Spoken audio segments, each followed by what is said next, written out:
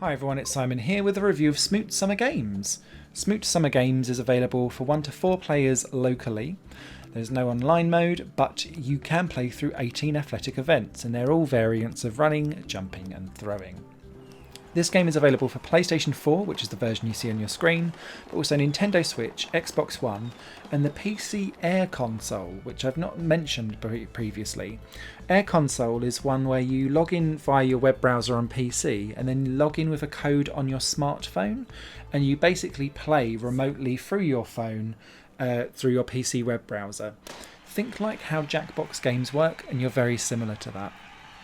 Now, the reason why I go into depth about this Air Console and the way how that setup is working is I think the crux as to why Smoots Summer Games doesn't work as a game for me personally.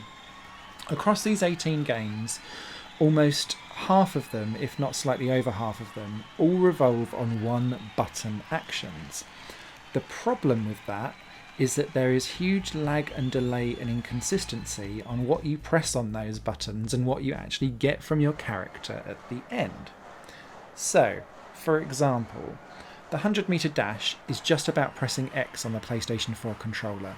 And I'm so used to these types of athletic games either being a analog stick waggle, or if you're going back to my days of Daley Thompson Decathlon, a joystick waggle.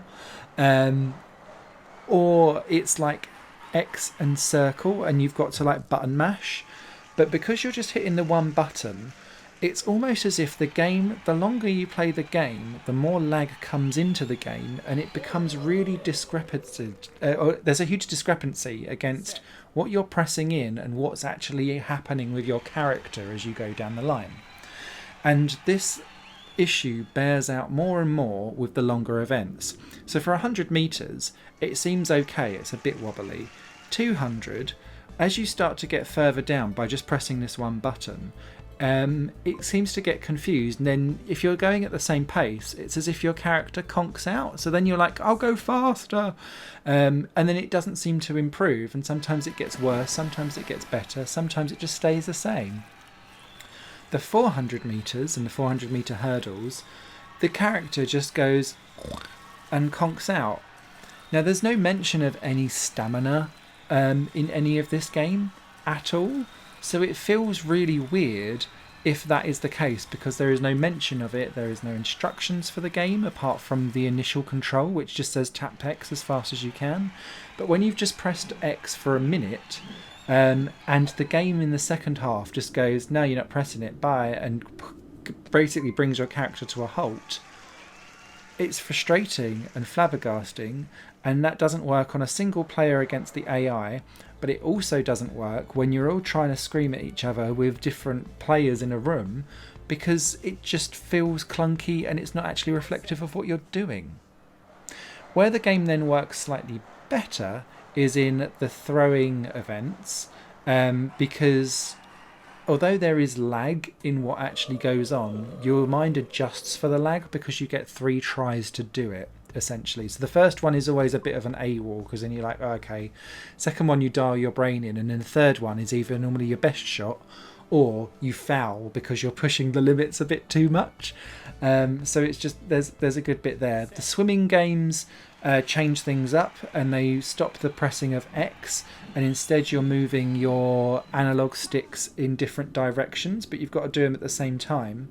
And what's really interesting is that when you use the analog sticks, you don't get this lag that the X button gives you, and that I find really fascinating. So there's something strange with the coding of this game that just is not working for PlayStation 4 at the moment. It may be different on other consoles, but the lag of the inputs may also be a representation of the fact that the frame rate is atrocious quite often in this game. And it feels like it was built for Nintendo Wii, and it may well have been, to be fair, and then has kind of been ported out for other games and devices later on, because the Smoot characters all look like rip-offs of Mii's. And yeah, I was just severely disappointed. If you have the benefit of the doubt, I would wait for the Tokyo 2020 game. I think the issue that I've got here, and there's another Summer Games game that's just recently come out that I've not bought because it's £20 and this was only 8. So I was like, go for this one and we'll see how we get on. The other game I'll probably grab on a sale, which is just, I think, called Summer Games.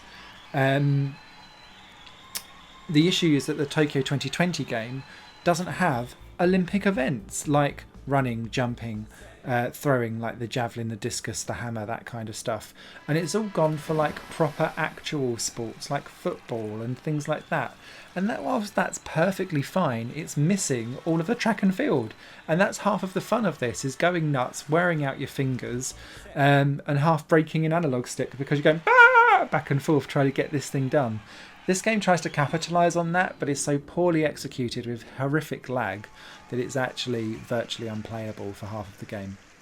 So really sorry, Smoots Summer Games, it didn't work for me. Perhaps a performance patch could help spring this game into mediocrity, but at the moment I can't recommend this. It's broken. Thank you very much for watching. Hope that was informative. Any comments, leave them below, and I shall see you again soon. Thanks for watching. Bye. This channel is just one of my many projects that cover games, music and film. If you enjoy any of these and would consider supporting me to develop further in the future, you can do so by visiting patreon.com/Satorimon.